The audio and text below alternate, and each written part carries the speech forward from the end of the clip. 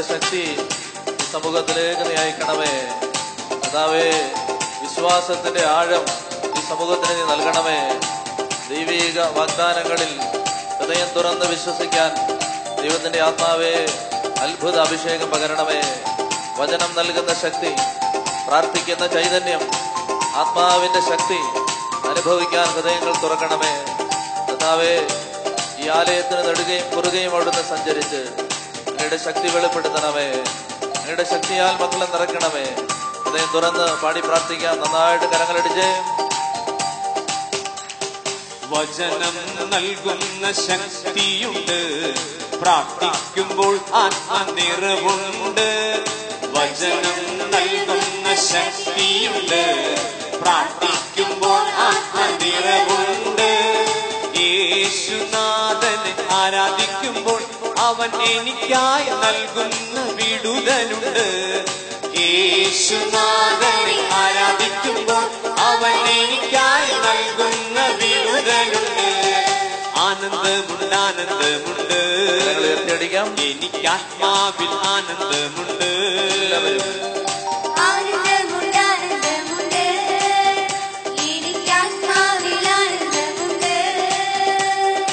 ആനന്ദമുണ്ട്, ആനന്ദമുണ്ട്, എനിക്ക് യേശുവിൽ ആനന്ദമുണ്ട്. ഹല്ലേലൂയ പാടിയിടും ഞാൻ, ഹല്ലേലൂയ ഹല്ലേലൂയ പാടിക്കേ.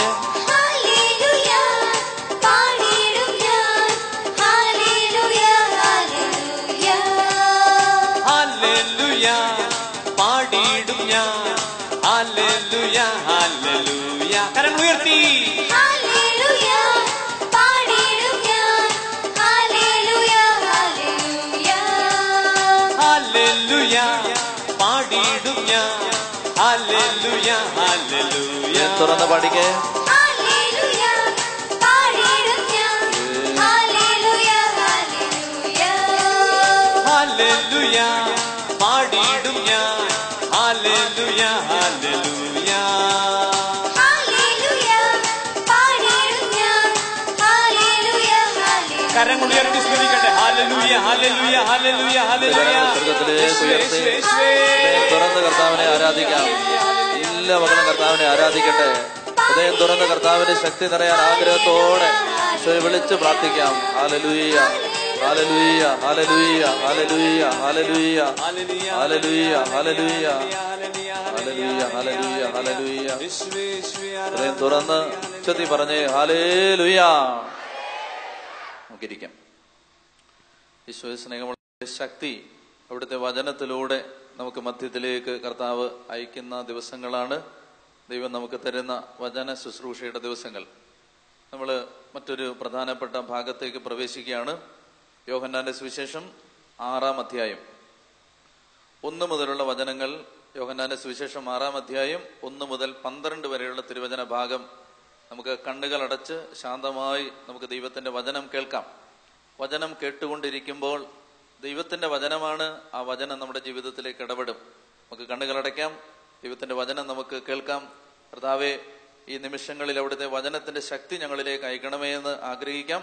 നമുക്ക് ശ്രദ്ധയോടെ യോഹന്നാൻ 6 1 മുതൽ 12 വരെയുള്ള വാക്യങ്ങൾ കേൾക്കാം. യേശു തിബേരിയാസ് എന്നുകൂടി വിളിക്കപ്പെടുന്ന ഗലീലെ കടലിന്റെ മറുകരയിലേക്ക് പോയി. വലിയ ഒരു ജനക്കൂട്ടം അവനെ അനുഗമിച്ചു. കാരണം രോഗികളിൽ അവൻ പ്രവർത്തിച്ച അടയാളങ്ങൾ അവർ കണ്ടിരുന്നു. യേശു മലയിലേക്ക് കയറി ശിഷ്യന്മാരോട് കൂടെ അവിടെ ഇരുന്നു. യഹൂദരുടെ പെസഹ തിരുനാൾ അടുത്തിരുന്നു. യേശു കണ്ണുകൾ ഉയർത്തി ഒരു വലിയ ജനതതി തന്റെ അടുത്തേക്ക് വരുന്നത് കണ്ടു. അവൻ ഫിലിപ്പോസിനോട് ചോദിച്ചു, ഇവർക്ക് ഭക്ഷിക്കുവാൻ നാം എവിടെ നിന്ന് അപ്പം വാങ്ങും? അവനെ പരീക്ഷിക്കുവാനാണ് യേശു ഇങ്ങനെ ചോദിച്ചത്. എന്തു ചെയ്യണമെന്ന് യേശു നേരത്തെ മനസ്സിൽ കരുതിയിരുന്നു. ഫിലിപ്പോസ് മറുപടി പറഞ്ഞു, ഓരോരുത്തർക്കും അല്പം വീതം കൊടുക്കുവാൻ 200 ദനാറയ്ക്കുള്ള അപ്പം പോലും തികയുകയില്ല. ശിഷ്യന്മാരിൽ ഒരുവനും ശിമിയോൻ പത്രോസിന്റെ സഹോദരമായ അന്ത്രയോസ് അവനോട് പറഞ്ഞു, 5 ബാർലിയപ്പവും 2 മീനും കൈവശമുള്ള ഒരു കുട്ടി ഇവിടെയുണ്ട്. എന്നാൽ ഇത്രയും പേർക്ക് അതെന്തുണ്ട്? യേശു പറഞ്ഞു, ആളുകളെയെല്ലാം ഭക്ഷണത്തിന് ഇരുത്തുവിൻ. ആ സ്ഥലത്ത് പുല്ല് തഴച്ചു വളർന്നിരുന്നു. 5000-ഓളം വരുന്ന പുരുഷന്മാർ അവിടെ ഇരുന്നു. അനന്തരം യേശു അപ്പമെടുത്ത് കൃതജ്ഞതാ സ്തോത്രം ചെയ്ത് അവർക്ക് വിതരണം ചെയ്തു. അതുപോലെ തന്നെ മീനും വേണ്ടത്ര നൽകി. അവർ ഭക്ഷിച്ച് തൃപ്തരായപ്പോൾ അവൻ ശിഷ്യന്മാരോട് പറഞ്ഞു, ഒന്നും നഷ്ടപ്പെടാതെ മിച്ചമുള്ള കഷ്ണങ്ങളെല്ലാം ശേഖരിക്കുവിൻ. 5 ബാർലിയപ്പത്തിൽ നിന്ന് ജനങ്ങൾ ഭക്ഷിച്ചതിന് ശേഷം മിച്ചം വന്ന കഷണങ്ങൾ 12 കുട്ട നിറയെ അവർ ശേഖരിച്ചു. മതി. ചെത്തി പറഞ്ഞേ ഹല്ലേലൂയ. ഹല്ലേലൂയ. പ്രിയപ്പെട്ടവരെ, ഇവിടെ കർത്താവ് അപ്പം വർദ്ധിപ്പിക്കുന്ന സംഭവത്തിന്റെ വിശദീകരണങ്ങൾ അനേക തവണ നമ്മൾ കേട്ടിട്ടുണ്ട്. ഞാൻ ആ ഭാഗത്തേക്കൊന്നും പോകാൻ ആഗ്രഹിക്കുന്നില്ല. ഇന്ന് രാത്രിയിൽ നമുക്ക് ആരാധനയ്ക്ക് മുൻപായി നമ്മുടെ ജീവിതത്തിൽ നമ്മൾ കഴിഞ്ഞ ദിവസം പറഞ്ഞു വന്ന കാര്യങ്ങളുടെ തുടർച്ചയായി നമ്മുടെ ജീവിതത്തിലേക്ക് നിറയേണ്ട പ്രധാനപ്പെട്ട ഒരു യാഥാർത്ഥ്യത്തെ പറ്റി നമ്മൾ ചിന്തിക്കുകയാണ്. നമ്മുടെ ജീവിതത്തിലേക്ക് നിറയേണ്ട ആ പ്രധാനപ്പെട്ട കൃപയാണ് വിശ്വാസത്തിന്റെ കൃപ. ഇന്നലെ രാത്രിയിൽ നമ്മൾ വിശ്വാസത്തിന് വേണ്ടി പ്രാർത്ഥിച്ചിട്ടുണ്ടാവും. ഇന്ന് പകൽ മുഴുവൻ നിങ്ങൾ വിശ്വാസത്തിന് വേണ്ടി പ്രാർത്ഥിച്ചിട്ടുണ്ടാവും. അങ്ങനെ പ്രാർത്ഥിച്ചു. പ്രിയപ്പെട്ടവരെ, അപ്പൊ നമ്മൾ ഇന്ന് ഈ രാത്രിയിൽ കർത്താവിനോട് പ്രത്യേകം ചോദിക്കാൻ പോകുന്നത്, ദൈവമേ, ആഴമായ വിശ്വാസം എനിക്ക് തരണമേ എന്നാണ്. ഇവിടെ 3-ാമത്തെ വാക്യത്തിൽ നമ്മൾ കാണുകയാണ്, യേശു മലയിലേക്ക് കയറി ശിഷ്യന്മാരോടുകൂടെ അവിടെ ഇരുന്നു. 5-ാമത്തെ വാക്യം ഇങ്ങനെ പറയുന്നു, യേശു കണ്ണുകൾ ഉയർത്തി വലിയ ഒരു ജനക്കൂട്ടം യേശുവിന്റെ അടുത്തേക്ക് വരുന്നത് കണ്ട് യേശു ഫിലിപ്പോസിനോട് ചോദിച്ചു, ഇവർക്ക് ഭക്ഷിക്കുവാൻ നമ്മൾ എന്ത് കൊടുക്കും? പ്രിയപ്പെട്ടവരെ, ശ്രദ്ധിച്ച് കേൾക്കുക. അവിടെ പറഞ്ഞിരിക്കുകയാണ്, ഈശോ ചോദിക്കുകയാണ്, നമ്മൾ ഇവർക്ക് ഭക്ഷിക്കാൻ എന്ത് കൊടുക്കും? യോഹന്നാൻ അതിനിടയ്ക്ക് ചെറിയ ഒരു വാചകം പറഞ്ഞു വെച്ചിരിക്കുന്നു. യോഹന്നാൻ പറയുകയാണ്, ഈശോ ഫിലിപ്പോസിനെ പരീക്ഷിക്കാനാണ് ഇങ്ങനെ ചോദിച്ചത്. കാരണം എന്ത് ചെയ്യണമെന്ന് ഈശോ നേരത്തെ തന്നെ മനസ്സിൽ കരുതിയിരുന്നു. അത് ശ്രദ്ധിക്കുക. ഈശോ ഫിലിപ്പോസിനെ പരീക്ഷിക്കാനാണ് ചോദിച്ചത്. എന്ത് ചെയ്യണമെന്ന് ഈശോ നേരത്തെ തന്നെ കരുതിയിരുന്നു. പ്രിയപ്പെട്ടവരെ, നിങ്ങൾ ദൈവത്തിൽ വിശ്വസിക്കുന്നുണ്ടോ? നിങ്ങൾ ദൈവത്തിൽ വിശ്വസിക്കുന്നവരെല്ലാം ഒന്ന് കൈ ഉയർത്തിക്കേ, കൈയാത്തിട്ടെ. നിങ്ങൾ ദൈവത്തിൽ വിശ്വസിക്കുന്നുണ്ട്. ദൈവത്തിൽ വിശ്വസിക്കുന്ന നിങ്ങൾ, ദൈവം നിങ്ങൾക്ക് ആവശ്യമുള്ളതെല്ലാം നിങ്ങൾക്ക് ആവശ്യമുള്ള സമയത്ത് തരുമെന്ന് വിശ്വസിക്കുന്നുണ്ടോ? ദൈവം നമുക്ക് ആവശ്യമുള്ളതെല്ലാം, ശ്രദ്ധിച്ചു കേൾക്കണം, ആവശ്യമുള്ളതെല്ലാം ആവശ്യമുള്ള സമയത്ത് തരും എന്ന് വിശ്വാസമുള്ളവരെന്ന് കൈ ഉയർത്തിക്കേ, കൈയാത്തിട്ടെ. നിങ്ങളുടെ ജീവിതത്തിൽ ഏതെങ്കിലും ഒരു കാര്യത്തിന് വേണ്ടി പ്രാർത്ഥിച്ചിട്ട് കാലതാമസം നേരിടുന്നവരെന്ന് കൈ ഉയർത്തിക്കേ. എന്തെങ്കിലും ഒരു കാര്യത്തിന് വേണ്ടി പ്രാർത്ഥിച്ചിട്ട് അത് ഇപ്പൊ നടക്കുന്നില്ല, അത് വൈകുകയാണ്. കൈതാക്കരുത്. അതിനെ ഓർത്ത് മനസ്സിൽ ഒരു ഭാരവും ഇല്ലാത്തവർ കൈതാത്തിട്ടുള്ളുക. കള്ളം പറയരുത് കർത്താവിന്റെ മുമ്പിലിരുന്ന്. ദൈവം എനിക്ക് ആവശ്യമുള്ള സമയത്ത് തരുമെന്ന് നിങ്ങൾ വിശ്വസിക്കുന്നുണ്ടെന്നാണ് നിങ്ങൾ പറഞ്ഞത്. പ്രിയപ്പെട്ടവരെ, നമ്മൾ വിശ്വസിക്കുന്നു എന്ന് പലപ്പോഴും നമ്മൾ പറയുമ്പോഴും നമ്മുടെ മനസ്സിൽ ഈ വിശ്വാസം ആഴമായി നമ്മൾ അനുഭവിക്കുന്നുണ്ടോ ഇല്ലയോ എന്ന് ടെസ്റ്റ് ചെയ്യാൻ ഞാൻ നിങ്ങളോടൊരു കാര്യം പറയാം. വിശ്വസിക്കുന്നുണ്ടെന്നാണ് നമ്മൾ പറയുന്നത്. വിശ്വസിക്കുന്നുണ്ടെന്ന് പറയുന്ന നമ്മൾ യഥാർത്ഥമായി വിശ്വസിക്കുന്നില്ല എന്നുള്ളതാണ് സത്യം. വിശ്വസിക്കുന്നുണ്ടെന്ന് പറയുന്ന നമ്മൾ യഥാർത്ഥമായി വിശ്വസിക്കുന്നത് നമ്മുടെ തലയ്ക്കകത്താണ്. ഞാൻ ആദ്യത്തെ ദിവസം പറഞ്ഞു, ഒരു മനുഷ്യൻ ഏറ്റവും ബദ്ധപ്പാടേറിയ ദൂരം ഈ തലയിൽ നിന്ന് ഹൃദയത്തിലേക്ക് ഈ വിശ്വാസത്തെ കൊണ്ടുവരികയാണ്. ഞാനൊരു ഉദാഹരണം പറയാം. ഒരു വികാരി അച്ഛൻ ഇടവകയിലെ കുറച്ച് ചെറുപ്പക്കാരെയും കൊണ്ട് സർക്കസ് കൂടാരത്തിൽ പോയി. അപ്പൊ സർക്കസ് നടക്കുകയാണ്. അച്ഛനും ആദ്യമായിട്ടാണ് സർക്കസ് കാണുന്നത്, ചെറുപ്പക്കാരും ആദ്യമായിട്ടാണ് സർക്കസ് കാണുന്നത്. അപ്പൊ ഈ സർക്കസിലെ ഒരു പ്രധാനപ്പെട്ട ഐറ്റമാണ് മരണക്കിണർ. മരണക്കിണറിനകത്തുകൂടി അതിസാഹസികമായി ബൈക്ക് ഓടിക്കുന്ന ഒരു മനുഷ്യൻ. അപ്പൊ ഈ ബൈക്ക് ഓടിക്കുന്ന മനുഷ്യൻ അതിവിദഗ്ധമായി ഈ വാഹനം ഓടിച്ച് മരണക്കിണറിലൂടെ അനായാസമായി യാത്ര ചെയ്യുന്നത് കണ്ടുകൊണ്ട് എല്ലാവരും വീർപ്പുമുട്ടി നിൽക്കുകയാണ്. അപ്പൊ ഒരു നൊടിയുടെ നേരത്തെ അശ്രദ്ധ കൊണ്ട് ഇയാൾ താഴേക്ക് വീണുപോയേക്കാം എന്ന സാധ്യത എല്ലാവരുടെയും മനസ്സിലുണ്ട്. പക്ഷെ എല്ലാവർക്കും അറിയാം അയാൾ വീഴില്ല. കാരണം അയാൾ അത്ര സാഹസികമായി ബൈക്ക് ഓടിക്കാൻ പരിശീലനം നേടിയ ആളാണ്. ചോദ്യം ഇതാണ്, ഈ മനുഷ്യൻ മരണക്കിണറിൽ ബൈക്ക് ഓടിക്കുന്ന ആൾക്ക്, ശ്രദ്ധിച്ചു കേൾക്കുക, ബൈക്ക് ഓടിക്കാനുള്ള കഴിവിൽ നിങ്ങൾക്ക് വിശ്വാസമുണ്ടോ? കണ്ടു നിൽക്കുന്ന ആളുകൾക്ക് വിശ്വാസമുണ്ടോ? ഈ മരണക്കിണറിലൂടെ ബൈക്ക് ഓടിക്കുന്ന ആൾക്ക് ബൈക്ക് ഓടിക്കാൻ കഴിവുണ്ട്. ഈ കഴിവിൽ ആരും വിശ്വസിക്കാത്ത ആരും തന്നെ ഇത് കാണുന്നില്ല. കാരണം എല്ലാവർക്കും അറിയാം അയാൾ വീടില്ല. അങ്ങനെ എല്ലാവരും കണ്ടുകൊണ്ടിരിക്കുന്ന സമയത്ത് ശ്രദ്ധിച്ചേ, മാങ്ങ വേണ്ടതാണ്, ഇങ്ങോട്ട് നോക്കിയോ.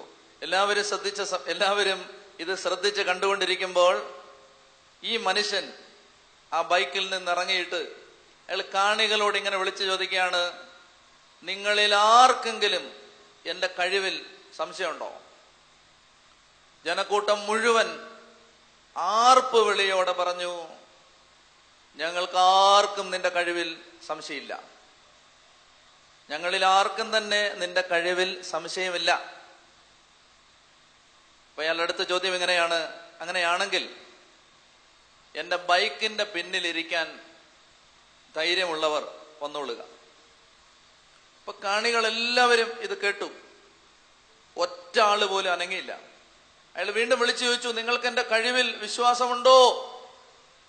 ജനക്കൂട്ടം പറയുകയാണ്, വിശ്വാസമുണ്ട്, എന്നാൽ എന്റെ ബൈക്കിന്റെ പിന്നിലിരിക്കാൻ ധൈര്യമുള്ളവർ വന്നുകൊള്ളുക. ആരും തന്നെ പോയില്ല. അപ്പൊ ചെറുപ്പക്കാർ അച്ഛനെ തോണ്ടി, അച്ഛാ ഞങ്ങൾക്കാവുമ്പോ കല്യാണം കഴിക്കേണ്ടതാണ്, ഞങ്ങൾക്കാവുമ്പോ കുടുംബം ഉണ്ടാവേണ്ടതാണ്, അച്ഛൻ ഈ വക പ്രാരാബ്ദങ്ങളൊന്നും ഇല്ലാത്തത് കൊണ്ട് അച്ഛൻ കേറച്ച. മാത്രമല്ല അച്ഛന് ഭയങ്കര ധൈര്യം ഉണ്ടെന്നാണ് അച്ഛൻ ഉമാരെ പറഞ്ഞ് വിശ്വസിപ്പിച്ചിരുന്നത്. അപ്പൊ ഒരു സന്ദർഭം വന്നപ്പോൾ അച്ഛന്റെ ധൈര്യം ടെസ്റ്റ് ചെയ്യാൻ ഒരു സാഹചര്യം കൂടി വന്നു പെട്ടത് കൊണ്ട് ചെറുപ്പക്കാര് വിട്ടില്ല. അവര് തലങ്ങം വിലങ്ങും നിന്ന് അച്ഛന്റെ പള്ളയ്ക്ക് തോണ്ട് കാണച്ചാ പോച്ച. അച്ഛൻ പറയാണ്, നിങ്ങൾ പോവുള്ളാരെ, ഞാൻ പോവില്ല. അപ്പൊ ഉടനെ ഈ കുട്ടികൾ ചെറുപ്പക്കാര് ചോദിക്കുകയാണ്, അച്ഛൻ എന്തുകൊണ്ട് പോവില്ല? അച്ഛൻ പറഞ്ഞു, കാനൻ നിയമത്തിൽ എഴുതിയിട്ടുണ്ട്, മരണക്കിണറിൽ ബൈക്ക് ഓടിക്കുന്ന ആളുടെ പുറകെ കയറാൻ പാടില്ല എന്നൊക്കെ പറഞ്ഞാൽ യുവമാര് വെറുതെ വിടില്ല, അവര് നിർബന്ധിക്കുകയാണ്. പ്രിയപ്പെട്ട സഹോദരങ്ങളെ, ഈ പോയ അച്ഛൻ പറഞ്ഞാണ് ഞാനിത് കേട്ടത്. ഈ അച്ഛൻ പറയുകയാണ്, എനിക്ക് ബൈക്ക് ഓടിക്കുന്ന ആളുടെ കഴിവിൽ വിശ്വാസമുണ്ട്, പക്ഷെ എനിക്ക് അയാളുടെ ബൈക്കിന്റെ പിന്നിൽ കയറാനുള്ള ധൈര്യമില്ല. നമ്മളിൽ ഒട്ടുമിക്ക ആളുകളുടെയും വിശ്വാസം ബൈക്ക് ഓടിക്കുന്ന ദൈവത്തിന്റെ കഴിവിൽ നമുക്ക് വിശ്വാസമുണ്ട്, പക്ഷെ ആ ബൈക്കിന്റെ പുറകിൽ കയറാൻ നമുക്ക് ധൈര്യമില്ല. ചൊല്ലി പറഞ്ഞേ ഹല്ലേലൂയാ. വിശുദ്ധ ലോറൻസ് എന്ന പുണ്യവാനെ ഒരു ദോശക്കല്ലിന്റെ മീതെ, വലിയ ഒരു ദോശക്കല്ല് ചൂടാക്കി അതിന്റെ മീതെ ഇട്ട് ക്രിസ്തുവിനോടുള്ള സ്നേഹം ഉപേക്ഷിക്കാൻ തയ്യാറാണോ എന്ന ചോദ്യം ചോദിക്കുമ്പോൾ ഉപേക്ഷിക്കാൻ തയ്യാറല്ല എന്ന് അദ്ദേഹം മറുപടി പറയുമ്പോൾ ഈ കത്തിച്ചു വെച്ച ഈ വലിയ ദോശക്കല്ലിന്റെ മീതെ വിശുദ്ധ ലോറൻസിനെ ഇട്ട് പൊരിച്ചെടുക്കുകയാണ്. അങ്ങനെ വറുത്തെടുക്കുന്ന സമയത്ത് മരണവേദന കൊണ്ട് ശരീരമാസകലം തീജ്വാലകൾ ഏൽപ്പിക്കുന്ന ഈ ആഘാതം, ഈ വേദന, മരണവേദന സഹിച്ചുകൊണ്ട് യേശുവിനെ പ്രതി ശരീരം മുഴുവൻ വെന്തുവേവുന്ന ഈ വേദന, തീവ്രവേദനക്കിടയിൽ ഈ മനുഷ്യൻ ഇങ്ങനെ വിളിച്ചു പറഞ്ഞതായി വിശുദ്ധ ലോറൻസിന്റെ ചരിത്രം രേഖപ്പെടുത്തുന്നു. അദ്ദേഹം പറയുകയാണ്, അല്ലയോ എന്നെ വേട്ടയാടുന്ന പ്രിയപ്പെട്ടവരെ, സഹോദരന്മാരെ, എന്റെ പുറകുവശം വെന്തു, ഇനി നിങ്ങൾ എന്നെ മറിച്ചിട്ടോളുക. പ്രിയപ്പെട്ട സഹോദരങ്ങളെ, നമ്മൾ ഈ പറയുന്ന വിശ്വാസം അല്ലത്. നമ്മൾ നമ്മുടെ ജീവിതത്തിൽ ഏതെങ്കിലും പ്രതികൂലങ്ങൾ വരുമ്പോൾ ദൈവം ഇടപെടണമേ എന്ന് പ്രാർത്ഥിക്കുമ്പോൾ നമ്മൾക്ക് വരുന്ന വിശ്വാസമല്ലിത്. ഈ വിശ്വാസമാണ് സുവിശേഷങ്ങളിലൂടെ, പ്രത്യേകിച്ച് യോഹന്നാന്റെ സുവിശേഷത്തിലൂടെ ഈശോ ആവശ്യപ്പെട്ട വിശ്വാസം. ഇന്ന് ഒരു സഹോദരൻ എന്നോട് പറയുകയാണ്, ഒറീസയിൽ നിങ്ങൾക്കറിയാം 2005 മുതൽ 2008 വരെ ക്രിസ്ത്യാനികളെ വേട്ടയാടി പിടിച്ച് ഘോര വനത്തിന്റെ, നിബിഡ വനത്തിന്റെ ഉള്ളറകളിലേക്ക് പലായനം ചെയ്യപ്പെട്ട ക്രിസ്ത്യാനികളുടെ ചരിത്രം നിങ്ങൾ വായിച്ചിട്ടുണ്ട്. കാണ്ഡഹാറിലെ തെരുവുകളിൽ പച്ചജീവനോടെ കത്തിക്കപ്പെട്ട ക്രിസ്ത്യാനികളുടെ കഥകൾ, ചരിത്രങ്ങൾ, സംഭവങ്ങൾ നമുക്കറിയാം. ഒറീസയിൽ ഗ്രഹാം സ്റ്റെയിൻസും തിമോത്തിയും ഫിലിപ്പും മക്കളും ചുട്ടുകൊല്ലപ്പെട്ടതിന് ശേഷമുണ്ടായ മതവൈരം ആളിപ്പടർന്ന പശ്ചാത്തലത്തിൽ ഒറീസയിൽ കർത്താവിന് വേണ്ടി പിടഞ്ഞു മരിച്ച ക്രിസ്ത്യാനികളുടെ ചരിത്രം എനിക്കും നിങ്ങൾക്കും അറിയാം. അങ്ങനെ കാണ്ഡഹാറിലെ ഒരു ഗ്രാമത്തിൽ അഭിമന്യു എന്നു പേരുള്ള ഒരു ചെറുപ്പക്കാരൻ, ഈ ചെറുപ്പക്കാരൻ കഴിഞ്ഞ 20 വർഷങ്ങളായി യേശുവിനെ രക്ഷകനും നാഥനുമായി ആരാധിക്കുന്ന ചെറുപ്പക്കാരനായിരുന്നു. കർത്താവായ യേശുവിന്റെ നാമത്തിൽ ജീവിക്കുന്നവനായിരുന്നു. ഏതാണ്ട് 5 പേര് ഒരുമിച്ച് വന്നാൽ പോലും നേരിടാൻ കഴിയാത്തതുപോലെ കായബലമുണ്ടായിരുന്ന, ആരോഗ്യമുണ്ടായിരുന്ന ചെറുപ്പക്കാരൻ. 5 പേര് ഒരുമിച്ച് വന്നാൽ പോലും തല്ലി തോൽപ്പിക്കാനാവാത്തതുപോലെ ആരോഗ്യമുണ്ടായിരുന്ന ഈ ചെറുപ്പക്കാരനെ കർത്താവായ യേശുക്രിസ്തുവിൽ നീ വിശ്വസിക്കരുത് എന്ന് പറഞ്ഞ് 50 പേരോളം വരുന്ന മതവൈര്യത്തിന്റെ ഭ്രാന്ത് ബാധിച്ച തിമിരം ബാധിച്ച ഒരു ആൾക്കൂട്ടം, 50 പേരടങ്ങുന്ന ഒരാൾക്കൂട്ടം ഈ മനുഷ്യനെ വകഞ്ഞിട്ട് ഓടിച്ച് പിടിച്ച് അയാളുടെ ദേഹമാസകലം കയറ് വരിഞ്ഞു കെട്ടി തൊട്ടടുത്തുള്ള കാട്ടിലേക്ക് കൊണ്ടുപോയി ഒരു മരത്തോട് ചേർത്ത് ഈ മനുഷ്യനെ കെട്ടിയിട്ടിട്ട് അയാളുടെ ഭയമില്ലാത്ത കണ്ണുകളിലേക്ക് നോക്കി ഈ മനുഷ്യർ, ഈ തീവ്രവാദികള് അയാളുടെ ഈ അഭിമന്യുവിനോട് പറഞ്ഞു, നീ 20 വർഷം മുമ്പ് ഏത് മതത്തിൽ വിശ്വസിച്ചിരുന്നോ ആ മതത്തിലേക്ക് തിരികെ പോവാൻ നീ സമ്മതിച്ചാൽ അഭിമന്യു നിനക്ക് ജീവിതം തിരിച്ചു കിട്ടും. നീ കഴിഞ്ഞ 20 കൊല്ലം മുമ്പ് ഏത് മതത്തിലാണോ ജീവിച്ചിരുന്നത് ആ മതത്തിലേക്ക് മടങ്ങിപ്പോവാൻ നീ തീരുമാനിച്ചാൽ നിനക്ക് നിന്റെ ജീവിതം തിരിച്ചു കിട്ടും. പ്രിയപ്പെട്ടവരെ, ഇത് പറയുന്ന സമയത്ത് ആ മനുഷ്യൻ ഈ ആളുകളുടെ, ഈ കൂട്ടത്തോടെ ആക്രമിച്ച ആളുകളുടെ മുഴുവൻ തല്ലും അടിയും കൊണ്ട് ഈ മനുഷ്യൻ കയറുകൊണ്ട് വരിഞ്ഞു കെട്ടപ്പെട്ട് മരത്തോട് ചേർത്ത് ബന്ധിക്കപ്പെട്ട അവസ്ഥയിൽ കിടക്കുമ്പോ അയാൾ ഇങ്ങനെ മറുപടി പറഞ്ഞു. അയാൾ പറഞ്ഞ മറുപടി ഇതാണ്: യേശുവിനെ ഉപേക്ഷിക്കാനായിരുന്നെങ്കിൽ യേശുവിനെ ഞാൻ വിശ്വസിക്കേണ്ടിയിരുന്നില്ല. പാതി വഴിയിൽ എവിടെയെങ്കിലും വെച്ച് ഉപേക്ഷിക്കാനായിരുന്നെങ്കിൽ യേശുവിനെ ഞാൻ സ്വീകരിക്കേണ്ടതില്ലായിരുന്നു. ഈ മനുഷ്യന്റെ ദേഹമാസകലം അവർ പ്ലാസ്റ്റിക് വെച്ച് വരിഞ്ഞു കെട്ടി. എന്നിട്ട് ഈ മനുഷ്യന്റെ ശരീരത്തിലേക്ക് അവർ തീ കൊളുത്താൻ തുടങ്ങുമ്പോ അയാളോട് വീണ്ടും പറഞ്ഞു, അഭിമന്യു നിനക്ക് ജീവിതം തിരിച്ചു കിട്ടും നീ യേശുവിനെ തള്ളി പറഞ്ഞാൽ. അയാൾ വീണ്ടും ആവർത്തിച്ചു. അയാൾ ഇങ്ങനെയാണ് പറയുന്നത്: യേശുവിനെ ഏതെങ്കിലും ഒരു ഭീഷണിക്ക് മുമ്പിൽ തള്ളിക്കളയേണ്ട സാഹചര്യം ഉണ്ടാകുമായിരുന്നെങ്കിൽ ഞാൻ വിശ്വസിക്കേണ്ടിയിരുന്നില്ല. ഞാൻ തള്ളിക്കളയില്ല കർത്താവിനെ. പ്രിയപ്പെട്ടവരെ, അവർ ഈ മനുഷ്യന്റെ ശരീരത്തിൽ തീ കൊളുത്തി. ദേഹമാസകലം ചുറ്റിവരിയപ്പെട്ട പ്ലാസ്റ്റിക് തീ പിടിക്കുമ്പോ ദേഹം മുഴുവൻ പൊള്ളി. ഒടുവിൽ കെട്ടിയിട്ടിരുന്ന പ്ലാസ്റ്റിക് കയർ ഉരുകി. ആ കയറിൽ നിന്നുള്ള ബന്ധം, മരത്തിൽ നിന്നുള്ള ബന്ധം വിച്ഛേദിക്കപ്പെട്ട് നിലത്തെ മണ്ണിലേക്ക് ഈ മനുഷ്യൻ വീഴുമ്പോ ജീവന് വേണ്ടി കിടന്ന് വെപ്രാളപ്പെടുന്ന, പ്രാണൻ കിടന്ന് പിടയുന്ന ഒരു ആത്മാവ്, ഒരു ശരീരം കിടന്ന് വേദനിക്കുന്ന സമയത്ത് ഈ മനുഷ്യൻ ഉരുണ്ട് അയാൾ ഏതുവിധന ആരോഗ്യമുള്ള മനുഷ്യനാണ്. ഈ കത്തിക്കരിഞ്ഞ ശരീരവുമായി, പാതി വന്ന ശരീരവുമായി ഈ മനുഷ്യൻ അദ്ദേഹത്തിന്റെ വീടിന്റെ പിന്നാമ്പുറത്തെത്തി കിടക്കുകയാണ്. രാത്രിയാണ്. പിടിച്ചുകൊണ്ടുപോയ ഭർത്താവിനെ, 3 മക്കളുണ്ട് ഇയാൾക്ക്. ഭർത്താവിനെ പിടിച്ചുകൊണ്ടുപോയവർ ഭർത്താവിനെ ജീവനോടെ അവശേഷിപ്പിച്ചിട്ടുണ്ടോ, കൊന്നിട്ടുണ്ടോ എന്ന് പോലും അറിയാത്ത വേദനയിൽ അമ്മയും മക്കളും കണ്ണുനീരുമായി കഴിയുന്ന രാത്രിയിൽ മുറ്റത്ത്, പുറത്തെ സങ്കടത്തിൽ, പുറത്തെ ഇരുട്ടിൽ, പുറത്തെ മഴയിൽ, പുറത്തെ തണുപ്പിൽ ഈ മനുഷ്യൻ മരവിച്ച് കിടക്കുന്നത് അറിയാതെയാണ് അവർ ആ രാത്രി കഴിച്ചുവിടുന്നത്. പ്രിയപ്പെട്ടവരെ, പിറ്റേന്ന് പ്രഭാതത്തിൽ ഈ മനുഷ്യൻ മരിച്ചിട്ടില്ല. അങ്ങനെ ഞരങ്ങിയും മൂളിയും വേദനിച്ചും കരഞ്ഞും കിടക്കുന്ന ഈ മനുഷ്യൻ, ഭാര്യയും മക്കളും വെളിയിലേക്ക് വന്ന്, കുടുംബത്തിൽ ലോകത്തൊരു ഭാര്യയും ഒരു മക്കളും കണ്ടു നിൽക്കാനാവാത്ത അസഹനീയമായ ഈ ദുസ്സഹമായ വേദന കണ്ടുകൊണ്ട് ചങ്ക് പൊട്ടി കരയുന്ന ഭാര്യയുടെ മക്കളുടെയും മുഖത്ത് നോക്കി ഈ മനുഷ്യൻ ഇങ്ങനെ പറഞ്ഞു: എനിക്ക് സംഭവിച്ചത് തന്നെ നിങ്ങൾക്ക് സംഭവിക്കാം. അതുകൊണ്ട് എത്രയും പെട്ടെന്ന് വീട് ഉപേക്ഷിച്ച് നിങ്ങൾ എവിടേക്കെങ്കിലും ഓടിപ്പൊക്കൊള്ളുക. അല്ലെങ്കിൽ യേശുവിനെ തള്ളിപ്പറയാൻ നിങ്ങളെ അവർ പ്രേരിപ്പിക്കും. നിങ്ങൾ യേശുവിനെ തള്ളിപ്പറയില്ലെന്ന് എനിക്കറിയാം. നിങ്ങളെയും എന്നെ കൊന്നതുപോലെ അവർ കൊല്ലും.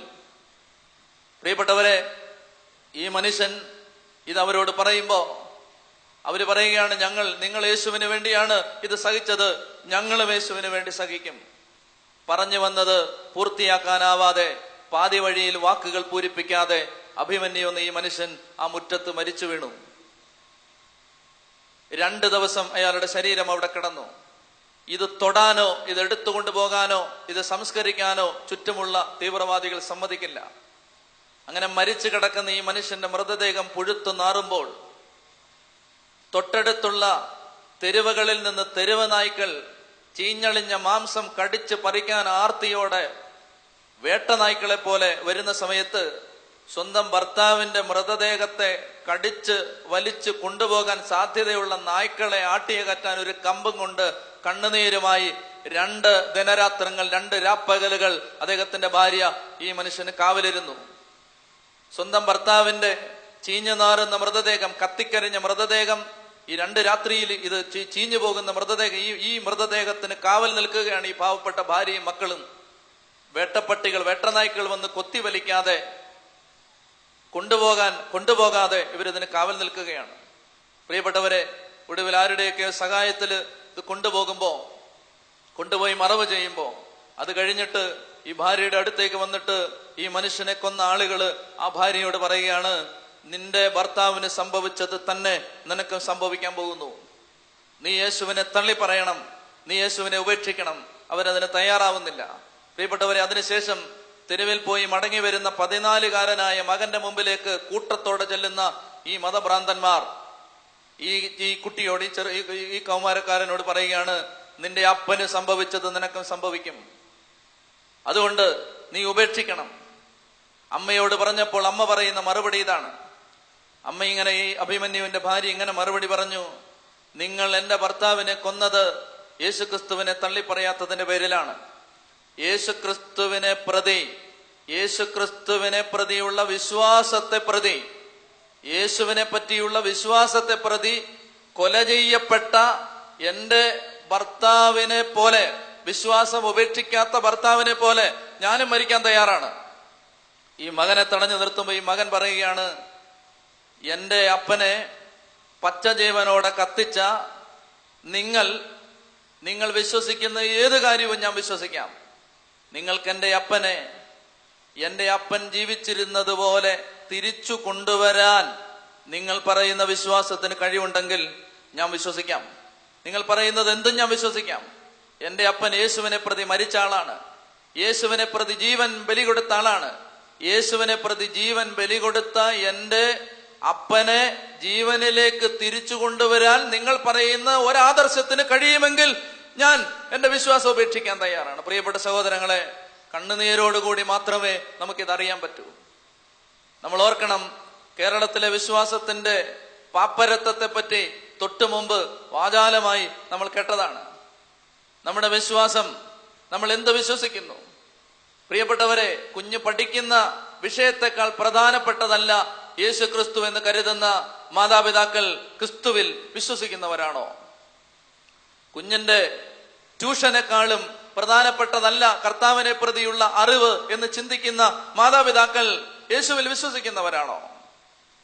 ഏതെങ്കിലും ഒരു മനുഷ്യൻ, ഏതെങ്കിലും ഒരു ചെറുപ്പക്കാരൻ ഏതെങ്കിലും ഒരു ഇടവഴിയിൽ നിന്ന് സ്നേഹത്തിന്റെ കാക്കപ്പൊന്ന് കാണി വെച്ച് വാണിഭശാലകളിൽ സ്നേഹം വിളങ്ങി മാടി വിളിക്കുന്ന സമയത്ത് വിശ്വാസമില്ലാത്ത ചെറുപ്പക്കാരുടെ പിന്നാലെ ഇറങ്ങിപ്പോവാൻ ഒരു മനസാക്ഷിക്കുത്തും മടിയുമില്ലാത്ത തരത്തിൽ നമ്മുടെ മക്കൾ വളരുമ്പോൾ നമ്മൾ യേശുവിൽ വിശ്വസിക്കുന്നവരാണോ? യേശുവിനെ തള്ളിപ്പറയാൻ ഇന്നലെ ഈ ഇടവഴിയിൽ വെച്ച് കണ്ടുമുട്ടിയവരുടെ പേരിൽ യേശുവിനെ തള്ളിപ്പറയാൻ മടിയില്ലാത്ത മക്കളെ വളർത്തിയ നമ്മൾ വിശ്വസിക്കുന്നവരാണോ? പ്രിയപ്പെട്ടവരെ, കർത്താവ് പറയുന്നത് തലയ്ക്കകത്തെ വിശ്വാസത്തെ കുറിച്ചല്ല.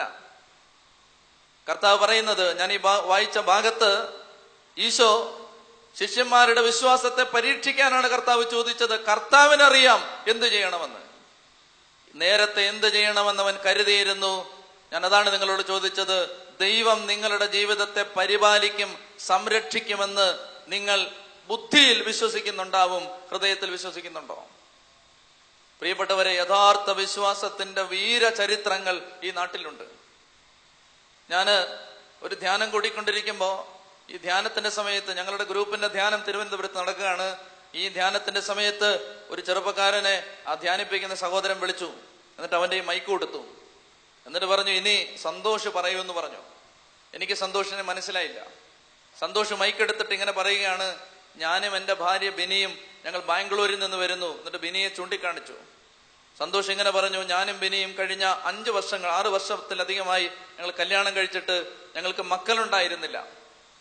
അങ്ങനെ കല്യാണം കഴിഞ്ഞ് 5 വർഷമായിട്ടും കുഞ്ഞുങ്ങളില്ലാതിരുന്ന സന്തോഷം ബിനിയും സഹീവനിൽ പോയി ധ്യാനം കൂടിയപ്പോ കർത്താവ് അവിടെ വെച്ച് ഒരു സന്ദേശം കൊടുത്തു, ഇവർക്ക് കുഞ്ഞിനെ കിട്ടും. അവർ തിരിച്ചു വന്നു.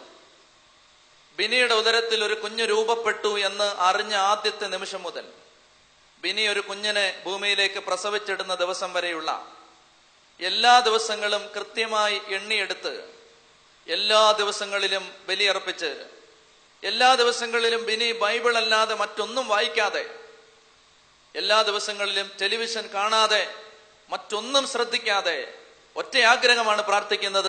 ബിനിയും ഉദരത്തിൽ വളർന്നു വരുന്ന ജീവന്റെ തുടുപ്പിന്റെ മീതെ കരം വെച്ച് പ്രാർത്ഥിക്കുന്നത് ഒറ്റ കാര്യമാണ്. പ്രാർത്ഥിച്ചത് ഇതാണ്, ദൈവമേ, എന്റെ കുഞ്ഞ്, ഞങ്ങളുടെ കുഞ്ഞ് ഒരു വിശുദ്ധനാവണം. ഈ കുഞ്ഞിലൂടെ ഞങ്ങൾ അപ്പനമ്മമാർ അറിയപ്പെടണം. ഇതാണ് അവരുടെ പ്രാർത്ഥന.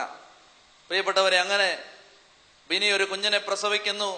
കുഞ്ഞിനെ പ്രസവിച്ചിട്ട് ആ ദിവസവും കുഞ്ഞ് രൂപപ്പെട്ടു എന്നറിഞ്ഞ ദിവസവും തമ്മിലുള്ള ദിവസങ്ങളുടെ ഇടവേളകൾ കണക്ക് കൂട്ടിയിട്ട് അത്രയും ദിവസത്തിന് ഓരോ ദിവസത്തിനും ഒരു മെഴുകുതിരി എന്ന കണക്കിൽ ഒരു കെട്ട് മെഴുകുതിരി ദേവാലയത്തിൽ കൊണ്ട് പുരോഹിതനെ ഏൽപ്പിച്ചിട്ട് സന്തോഷ് ഇങ്ങനെ പറഞ്ഞു, അച്ഛാ, ഞങ്ങളുടെ അറിവുകേട് കൊണ്ട്, ഞങ്ങളുടെ ശ്രദ്ധക്കുറവ് കൊണ്ട് ഈ കുഞ്ഞിന്റെ വളർച്ചയുടെ ഏതെങ്കിലും ഒരു ഘട്ടത്തിൽ എന്റെ ഭാര്യയുടെ ഉദരത്തിൽ ഈ കുഞ്ഞ് വളർന്നു വരുന്ന ഈ 9-10 മാസത്തിന്റെ ഇടവേളകളിൽ ഏതെങ്കിലും ഒരു ഘട്ടത്തിൽ ഞങ്ങൾ ഈ കുഞ്ഞിന്റെ വളർച്ചയിൽ മാതൃകയല്ലാത്ത എന്തെങ്കിലും ഒന്ന് പറയുകയോ ചിന്തിക്കുകയോ പ്രവർത്തിക്കുകയോ ചെയ്തിട്ടുണ്ടെങ്കിൽ പരിഹാരമായിട്ടാണ് ഈ മെഴുകുതിരികൾ എന്ന് പറഞ്ഞിട്ട് കൊടുക്കുമ്പോ സത്യത്തിൽ അച്ഛന്റെ പോലും കണ്ണു നിറഞ്ഞിട്ടുണ്ടാവും. ഈ കുഞ്ഞ് ജനിച്ചു. ഈ കുഞ്ഞിന് അവര് തോമാച്ചൻ എന്ന് പേരിട്ടു. സ്റ്റീവ് എന്നവന് മാമോദീസ പേര്. 1.5 വയസ്സ് വരെ ഈ കുഞ്ഞ് വളരുന്നു. പെട്ടെന്ന് ഈ കുഞ്ഞിനൊരു അപൂർവ രോഗം പിടിപെടുന്നു. ബാംഗ്ലൂരിലെ പ്രമാദമായ പ്രസിദ്ധമായ സകല ആശുപത്രികളിലും ഈ കുഞ്ഞിനെയും കൊണ്ട് സന്തോഷം പിന്നെയും നടക്കുകയാണ്. 90 ദിവസങ്ങൾ. സന്തോഷം ഒരു പുസ്തകം എഴുതിയിട്ടുണ്ട്. എന്റെ സ്വർഗത്തിലെ മാലാഖയ്ക്കും അവന്റെ ദൈവത്തിനുമൊപ്പം 90 ദിവസങ്ങൾ എന്ന പേരിൽ ഇംഗ്ലീഷിലാണ് ഒരു പുസ്തകം എഴുതിയിട്ടുണ്ട് സന്തോഷ്. അങ്ങനെ 90 ദിവസങ്ങൾ ആശുപത്രി കിടക്കുകയാണ്. ഈ ആശുപത്രി കിടക്കയിൽ വെച്ച് ജീവനും മരണത്തിനുമിടയിൽ കിടന്ന് പാടുപെടുന്ന ഞെരുങ്ങുന്ന ഈ കുഞ്ഞിന്റെ ജീവൻ തിരിച്ചു തരണമേ എന്ന് എല്ലാ ദിവസവും കർത്താവിന്റെ സന്നിധിയിൽ കണ്ണുനീരോടെ സന്തോഷ് പ്രാർത്ഥിച്ചു. ഇതിന് ന്യൂമോണിയ പിടിപെട്ടു, ചെസ്റ്റ് ഇൻഫെക്ഷനായി, കിഡ്നി തകരാറിലാവുന്ന അവസ്ഥയായി, കരളിലേക്ക് അണുബാധ പടർന്നു. ആ പ്രായത്തിൽ ഒരു കുഞ്ഞിന് പിടിപെടാവുന്ന രോഗങ്ങളിൽ നല്ല ശതമാനം രോഗങ്ങൾ പിടിപെട്ട് ജീവനും മരണത്തിനും ഇടയിലുള്ള നൂൽപാലത്തിലൂടെ സങ്കടപൂർവ്വം നീങ്ങുന്ന കുഞ്ഞിന്റെ പ്രാണനെ തിരിച്ചു കിട്ടണമേ എന്ന് അറിയാവുന്ന സകല പ്രാർത്ഥനകളും ചൊല്ലി സന്തോഷ് പ്രാർത്ഥിക്കുകയാണ്. സന്തോഷ് ഇങ്ങനെയാണ് പറഞ്ഞത്: വെന്റിലേറ്ററിന് മുമ്പിൽ, ഇന്റൻസീവ് കെയർ യൂണിറ്റിന്റെ മുമ്പിൽ മുട്ടുകുത്തി നിന്ന് ഞാൻ എന്റെ കർത്താവിനോട് പറയും, കർത്താവേ, തോമാച്ചന്റെ ജീവനെ തിരിച്ചു തരണമെന്നല്ല സന്തോഷ് പ്രാർത്ഥിക്കുന്നത്. തോമാച്ചന്റെ ജീവനെ തിരിച്ചു തരണമെന്നല്ല സന്തോഷ് പ്രാർത്ഥിക്കുന്നത്. സന്തോഷിന്റെ വിശ്വാസം പോലെ നടന്നാ മതി എന്നാണ് സന്തോഷ് പ്രാർത്ഥിക്കുന്നത്. നിങ്ങൾ ശ്രദ്ധിക്കണം, ഇത് രണ്ടാണ്. സന്തോഷ് തോമാച്ചനെ തിരിച്ചു തരണമെന്നല്ല പ്രാർത്ഥിക്കുന്നത്, മറിച്ച് സന്തോഷിന്റെ വിശ്വാസം പോലെ നടന്നാ മതി. സന്തോഷിനറിയാം, ദൈവം മടിത്തട്ടിൽ വെച്ച് തന്ന എന്റെ കുഞ്ഞിനെ തിരിച്ചു കൊടുക്കില്ല ഞാൻ. സന്തോഷിനറിയാം, ദൈവം തിരിച്ചെടുക്കാൻ വന്നാലും എന്റെ വിശ്വാസത്തിന് മുമ്പിൽ, അബ്രഹാമിന്റെ വിശ്വാസത്തിന് മുമ്പിൽ മോറിയായുടെ നെറുകയിൽ തോറ്റ് തുന്നം പാടിയ ഒരു ദൈവം ഉണ്ടല്ലോ. ആ ദൈവം മരിച്ചിട്ടില്ല, ആ ദൈവത്തിന് ജരാനരകൾ ബാധിച്ചിട്ടില്ല, ആ ദൈവത്തിന് വയസ്സായിട്ടില്ല. ആ ദൈവമാണ് എന്റെ ദൈവം.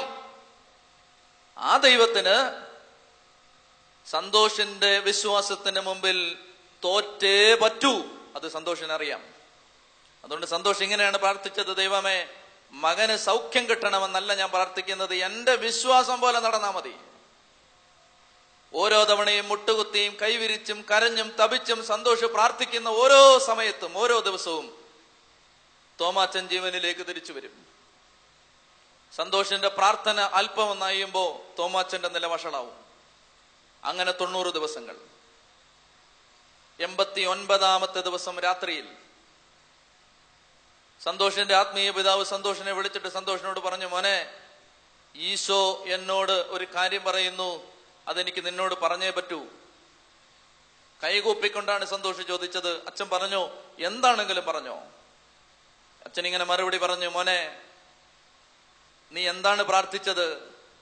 നീ പ്രാർത്ഥിച്ചത് നിന്റെ മകൻ വിശുദ്ധനാവണം. നീ പ്രാർത്ഥിച്ചത് നിന്റെ മകന്റെ പേരിൽ നീ അറിയപ്പെടണം. മോനെ, നിന്റെ കുഞ്ഞിനെ സ്വർഗത്തിലെ മാലാഖയാക്കണമെന്ന് ഈശോയ്ക്ക് നിർബന്ധമുണ്ട്. നീ എന്താടാ നിന്റെ മോനെ കൊടുക്കാത്തത്? സന്തോഷ് പൊട്ടിക്കരയാണ്. എന്റെ മകനെ ഞാൻ എങ്ങനെ കൊടുക്കുവച്ച? അച്ഛൻ ഇങ്ങനെ അയാളോട് പറഞ്ഞു, മോനെ, ഈശോയ്ക്ക് നിന്റെ കുഞ്ഞിനെ സ്വർഗത്തിലെ മാലാഖയാക്കണം. ഈശോ പറയുകയാണ്, സന്തോഷ് തരാതെ സന്തോഷിന്റെ കുഞ്ഞിനെ ഞാൻ തൊടില്ല. സന്തോഷ് തരാതെ സന്തോഷിന്റെ മകനെ ഞാൻ തൊടില്ല. സന്തോഷ് വീട്ടിലേക്ക് പോയി.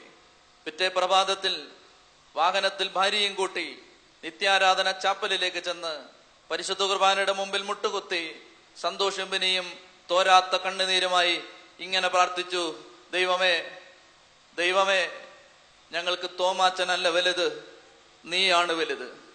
ദൈവമേ, ഞങ്ങൾക്ക് തോമാച്ചനല്ല, ഞങ്ങളുടെ മോനല്ല ദൈവമേ വലുത്, നീയാണ് വലുത് എന്ന് പ്രാർത്ഥിച്ചിട്ട് സന്തോഷ് ഇങ്ങനെ ഈശോയോട് പറഞ്ഞു, ഈശോ, നിനക്കിഷ്ടമുള്ളതുപോലെ എന്റെ കുഞ്ഞിനോട് ചെയ്തു കൊള്ളുക. ഈശോ, നിനക്കിഷ്ടമുള്ളതുപോലെ എന്റെ കുഞ്ഞിനോട് ചെയ്തു കൊള്ളുക. ആ പ്രാർത്ഥന പ്രാർത്ഥിച്ച് ആശുപത്രിയിലെത്തി. ഏതാനും മിനിറ്റുകൾക്കുള്ളിൽ തോമാച്ചൻ മരിച്ചു. ഞങ്ങളെ ധ്യാനം കൂടുമ്പോ സന്തോഷ് മൈക്കിലൂടെ സകലരും കണ്ണു നിറഞ്ഞ് ഇത് കേട്ടുകൊണ്ടിരിക്കുമ്പോ സന്തോഷ് മൈക്കിലൂടെ ഇങ്ങനെ പറഞ്ഞു, എനിക്കെന്റെ തോമാച്ചനല്ല വലുത്, എനിക്കെന്റെ കർത്താവാണ് വലുത്. ചേർന്ന് പറയാമോ? ഹല്ലേലൂയ. എനിക്കെന്റെ തോമാച്ചനല്ല വലുത്, എനിക്കെന്റെ കർത്താവാണ് വലുത്, എനിക്കെന്റെ കർത്താവാണ് വലുത്. സിഗിയോനില് ഫ്രാൻസിസ് ബ്രദറിന്റെ ഒക്കെ കൂടെ എഫാത്ത ടീമിൽ ശുശ്രൂഷ ചെയ്യുന്ന ഒരു ഡെന്നീസ് ബ്രദർ ഉണ്ട്. അവിടെ കന്നഡ സെഷനിലാണെന്ന് തോന്നുന്നു. അദ്ദേഹം കൗൺസിലിങ്ങിന് സഹായിക്കുന്ന ആളാണ്. ഞാൻ സിഗിയോനില് ശുശ്രൂഷകരുടെ ധ്യാനം നടത്തുമ്പോ ഞാൻ ഈ കാര്യം പറഞ്ഞു. അത് കഴിഞ്ഞപ്പോ ഈ ഡെന്നീസ് എന്റെ അടുത്ത് വന്നു. ഈ സഹോദരൻ, അച്ഛാ, എനിക്കൊരു കാര്യം പറയാനുണ്ട്. ഞാൻ ചോദിച്ചു, എന്താ ഡെന്നീസ് ബ്രദറെ? അത് എന്റെ അടുത്ത് ഇങ്ങനെ പറഞ്ഞു, റീത്ത പുണ്യവതിയുടെ സംഭവം പറഞ്ഞിട്ട് ഞങ്ങളുടെ വികാരിയച്ഛൻ, അദ്ദേഹം മലങ്കരക്കാരനാണ്, അദ്ദേഹം പറയാണ്, മലങ്കര പള്ളിയിലെ എന്റെ വികാരിയച്ഛൻ റീത്ത പുണ്യവതി മക്കളുടെ ആത്മാവ് നശിച്ചു പോകുന്നതിനേക്കാൾ മക്കൾ മരിച്ചാൽ മതി എന്ന് പ്രാർത്ഥിച്ച റീത്ത പുണ്യവതിയുടെ സംഭവം പറഞ്ഞിട്ട് വികാരിയച്ഛൻ പള്ളിയിൽ ഇങ്ങനെ ചോദിച്ചു, നിങ്ങളുടെ മക്കൾ പാപത്തിൽ നശിക്കുന്നതിലും ഭേദം മക്കൾ മരിക്കുന്നതാണെന്ന് പറയാൻ ധൈര്യമുള്ള ഏതെങ്കിലും അപ്പനോ അമ്മയോ ഈ പള്ളിയിലുണ്ടോ? ഈ ചോദ്യം കേട്ട് എല്ലാവരും മിണ്ടാതിരിക്കുമ്പോ ഡെന്നീസ് കൈപൊക്കി. ഡെന്നീസിന്റെ ഭാര്യ പകുതി കൈപൊക്കി. പ്രിയപ്പെട്ട സഹോദരങ്ങളെ, ഞാൻ അത്ഭുതത്തോടെ ഈ മനുഷ്യനെ കേൾക്കുമ്പോൾ അയാൾ എന്റെ അടുത്ത് ഇങ്ങനെ പറഞ്ഞു, അത് പറഞ്ഞ് 19ാമത്തെ ദിവസം എന്റെ മൂത്ത മകൻ മരിച്ചു. കണ്ണു നിറഞ്ഞിട്ട് ആ മനുഷ്യൻ പറയുകയാണ്, പക്ഷെ ഞാൻ ദൈവത്തോട് പരാതി പറഞ്ഞില്ല, ഞാൻ ദൈവത്തെ പഴിച്ചില്ല. കാരണം എനിക്കറിയാം എന്റെ മകൻ സ്വർഗത്തിലാണ്, എന്റെ മകൻ സ്വർഗത്തിലാണ്. എനിക്ക് വലുത് എന്റെ ദൈവമാണ്, എന്റെ മകന്റെ ആത്മരക്ഷയാണ്. ചേർന്ന് പറയാമോ? ഹല്ലേലൂയ. എന്റെ പ്രിയപ്പെട്ട സഹോദരങ്ങളെ, ഞാൻ പറഞ്ഞു വരുന്നത്, ഒരു വശത്ത് വസ്തു വിൽക്കാത്തതിന്റെ പേരിൽ യേശുക്രിസ്തുവിനെ തള്ളിപ്പറഞ്ഞ് ആഭിചാരത്തിനും മന്ത്രക്രിയകൾക്കും പോകുന്ന വിശ്വാസി ഒരു വശത്ത്, യേശുക്രിസ്തുവിന് വേണ്ടി മരിക്കാൻ തയ്യാറുള്ള വിശ്വാസി മറുവശത്ത്. നിങ്ങൾ ഏത് പക്ഷത്താണ് എന്നുള്ളതാണ് ഈ രാത്രിയിലെ പരിശുദ്ധാത്മാവിന്റെ ചോദ്യം.